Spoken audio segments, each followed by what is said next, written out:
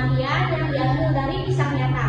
Nah, sebelum masuk podcastnya lebih lanjut, kita kenalan dulu yuk. Halo semuanya, nama aku Kak Syafira Sari. Aku usia 21 tahun. Aku Indonesia.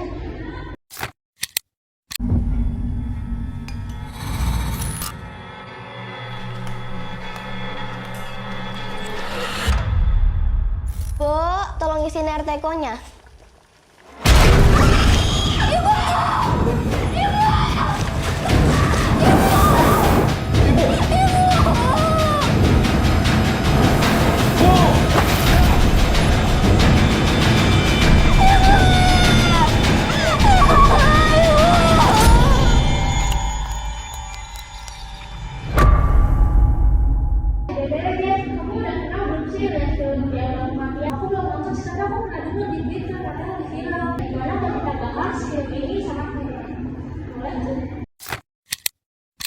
Kalau misalkan film dia kematian ini, aku juga sebenarnya udah dengar dari aku yang nonton.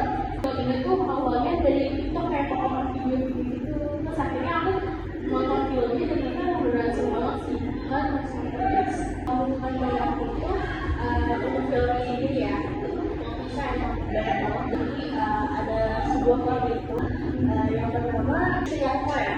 Bapaknya memang Siapa. Jadi itu kalau akan kekayaan diri, dia tuh gak akan pernah merasa cukup dengan apa yang dia terima atau apa yang dia dapatkan. Jadi dia tuh bersyukur ya, bersyukur kan. Jadi dia merasa yang salah dengan menggunakan pesugihan. Di pesugihan itu ternyata dia itu harus menggunakan anggota keluarganya. Iya sih, jujur juga pas pertama kali itu agak sedikit deg-degan gitu dan susah sampai flownya. Saya itu masih masa Betul ya, ya bisa bikin sama sekali kuat gitu sama orang lainnya. Peran ayah sama anaknya itu benar-benar dapat banget. Ayahnya itu ya kan anaknya itu ada dua ya, ibu dan juga kakaknya atau anak pertama yaitu Kayoga ya. Jadi itu kan mereka dikembangkan pertama ya. Pertama itu dikembangkan ibunya pada tahun 2001 ya. Ya, itu sebelum kan. Ya, 10 tahun kemudian itu kembang itu 10 tahun kemudian kan korban yang jarak 10 tahun ya, dari 10 tahun itu korban. Tapi kalian sadar nggak di beberapa scan-nya itu kan kayak ngasih petunjuk tentang endingnya gitu? Iya sih, soalnya still pas si bapaknya ini ketahuan ya, atau memakai pesugihan memakan ritual di satu ruangan kosong, yang itu tuh anak-anaknya nggak boleh masuk sama sekali ke ruangan itu. Tapi akhirnya si agamnya ini, kalau namanya Yoga, ngajak adiknya untuk melihat bapaknya ini ternyata melakukan ritual untuk pesugihan ya. Akhirnya setelah mereka melihat, si adiknya ini, si kedatangan adik ini memberontak dan menghancurkan ritual tersebut. Nah akhirnya si yang disembah ini atau iblis yang mereka sedang disembah ini marah atau murka dia dalam mereka seperti itu. Iya banget ya. Nah Cesha, ngomongin soal ending, gimana sih reaksi kamu waktu tahu siapa dalang dibalik semuanya ini? Ya pas pertama kali aku nonton tuh kayak sempat kaku gitu kan, terus kayak agak deg-degan gitu, sempat tuh kayak ini benar serius banget kayak gini. Sama endingnya nggak kedua juga ya, ternyata orangnya sendiri gitu yang ngebalikin anaknya aja, anaknya terus juga sendiri loh. Nah untuk endingnya ini kan sebenarnya ayahnya itu tanggung jawab juga ya, kayak akhirnya sadar bahwa perlakuannya itu salah gitu. Akhirnya menghapus kesalahan dengan membantu si anaknya ini untuk beberapa dukun. Nah sebelum ke dukun itu ada kejadian, banyak banget kejadian horor yang menimpa mereka berdua. Seperti yang menunjukkan itu dihamil sama anak kecil ya. Jadi tuh setelah meninggalnya Yoga, si Nadia itu menjadi seorang yang kayak penakut ataupun kayak dia benar-benar takut sama sesuatu yang berbau dengan mistis. Yang mereka keluar itu kan mereka abis kematian Yoga, si Nadia ini kan jadi kayak takut kan. Terus akhirnya membawa Nadia untuk ke berbagai tempat nih, jangan sampai ke rumah itu lagi. Karena rumah itu menurut Nadia itu kayak paling berpengaruh. Jadi kayak apa ya, Kenangan buruk lah ya. biasa. Nah, terus ayahnya itu kan membantu Nadia sama seperti yang kata Iya, Nadia. ya kan, jadi membantu dia kedukun yang disaranin untuk pesugihan sebanyak ini. Nah, ternyata pas di sana dukunnya itu menolak, dia tidak bisa karena si bapaknya ini ya sudah melanggar janjinya dia. Kan dia harusnya membalas kalau sekali kan mau cerita seperti itu, tapi dia pada akhirnya itu malah gagal ritualnya, nggak takut diapresiasi di sana. Kayak terus dia kan banget sih, pasti kayak berbagai daerah untuk menggunakan kata dia, cuma memang karena segala sesuatu hal dan itu nggak bisa dihindari karena ada kejadian gitu kan. Jadi akhirnya ya memang nanti diambil gitu. ya, atau tuh aktivitas si Najmi ini juga menyedihkan banget karena dia tuh meninggalkan dalam keadaan di ruang makan ya kan. Terus dia dikulitin sama dimasukin ke Wah, jelas sih.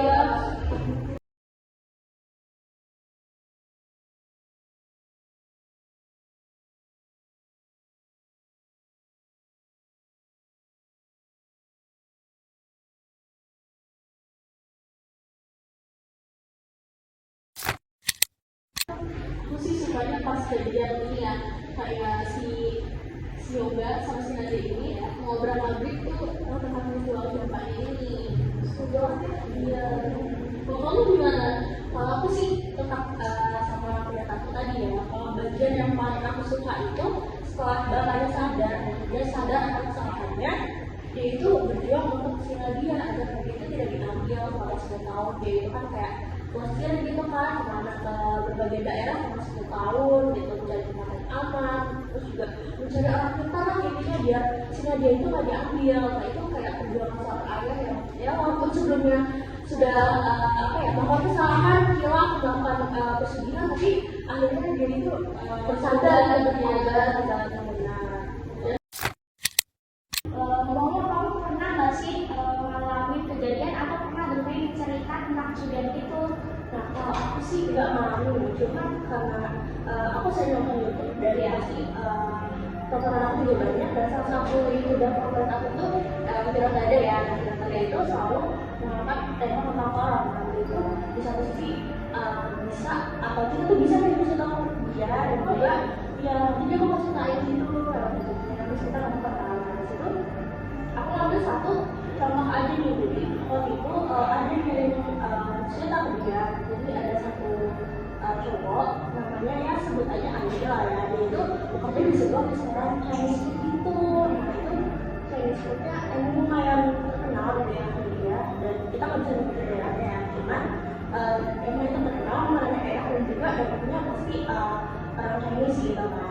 Jadi itu ada 2 orang, orang yang udah lumayan lah ya berubah sama Cici istrinya Koko ini. Habis itu mereka kan menjadikan sebuah restoran yang suka rame kan, cuman ternyata di balik itu mereka itu ngakuin sebuah kayak pengas gitu loh, kan ada sih restorannya rame itu dia pakai Paris lupa kucing gitu loh, kayak gitu aja sebelumnya jadi tuh orang-orang yang makan di sana nggak bakal ngerasain gitu loh, semuanya kayak rasanya enak lezat gitu loh, cuman di balik itu ternyata ya apresiasi sebesar itu harus dan besarnya lancar dan jadi pakai sentilan pojok ya Kan film ini kan ngomongin soal pesugihan ya. Nah, aku tuh juga punya cerita dari yang teringat. Itu tuh jadi ada penjual bakso di dekat rumah aku. Jadi kenapa tuh kok tahu lah? Soalnya itu kayak agak gimana gitu ya. Maka kali agak vulgar. Jadi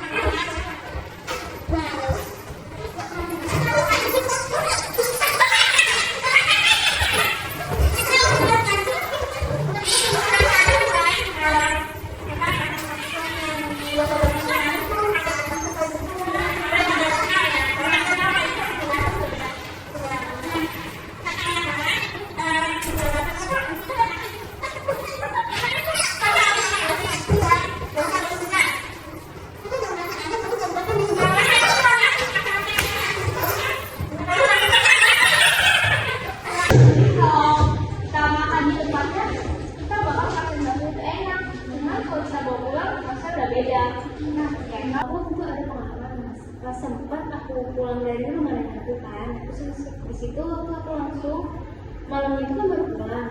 Di situ aku mamaku sama ayahku kan, nah terus kita tuh langsung ke tetangga ya minta maafan lah ya. Terus di situ ada aku tuh langsung langsung tidur. Nah selesai tidur kan nggak lama kita langsung bersama-sama kan, dan pas mau di rumah tamunya itu, nah di situ ada aku nangis, telepon ayahku katanya gini, ayah dan dengar suara nangis gitu, suara nangis kayak suara aku, padahal aku tuh ikut mamaku. Nah di situ ayahku telepon ayahku lah, terus kayak gini, ayah di rumah tuh kayak ada suara orang nangis, terus itu dia diketawain. Nah dia situ pas di situ dia nangis banget. Nah habis itu kita langsung pulang, dia tuh langsung cabut. Nah habis cabut tuh langsung pulang, terus tiba-tiba suara nangis itu gak ada, udah hilang. Nah terus pas kita di kamar aku tuh, terus ada yang ketawain kita pas lagi di kamar. Di situ tuh kayak udah kayak serem banget. Ya ngomong soal batu tadi ya, aku sebenarnya punya pengalaman horor, pengalaman sendiri. Tapi waktu SD, jadi waktu SD itu kelas 6 itu kan aku kelasnya di atas ya, jadi aku kalau sampai dulu harus aku ke atas kan.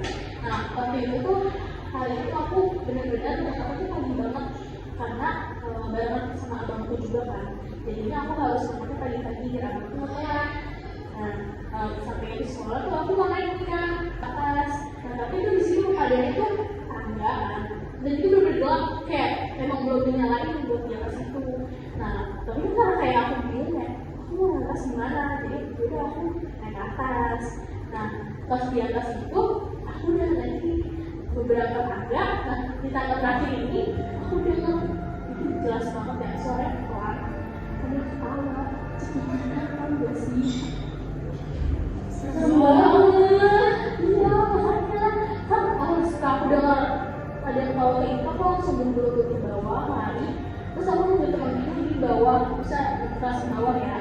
Iya terus sampai akhirnya temanku pada datang, aku baru Aku ceritakan hasilnya di tentang pelintir nggak sih? iya, jadi kerasa itu filmnya. Apalagi kan katanya abis masuk tuh kalau bisa langsung naik banget tuh kan dia tuh biasa mungkin kayak ada rumahnya gitu. Itu aku langsung nggak jauh Gitu, dia dari jauh.